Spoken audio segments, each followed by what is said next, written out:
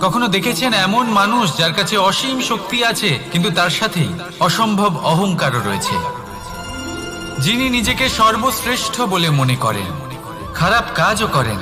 আপনি দেখবেন প্রকৃতি এবং মানুষ তাকে ভাঙতে সর্বদা চেষ্টা করেন। মনে রাখবেন, যতই সুবিশাল পর্বত হোক না কেন, তা যদি পথে পড়ে তাকে ভেঙে পথ প্রশস্ত করা হয়।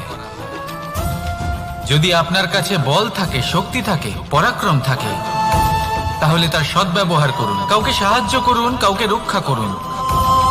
যদি আপনি আপনার শক্তির দুর্ব্যবহার করেন, তাহলে মনে রাখবেন আপনি নিজের বিনাশ নিজেই আমন্ত্রণ করছেন। এবার বল অর্জন করার পরে, শক্তি অর্জন করার পরে আপনি নিজেকে বিনাশ করতে চান নাকি এই সংসারের উদ্ধার করতে চান, সিদ্ধান্ত আপনার।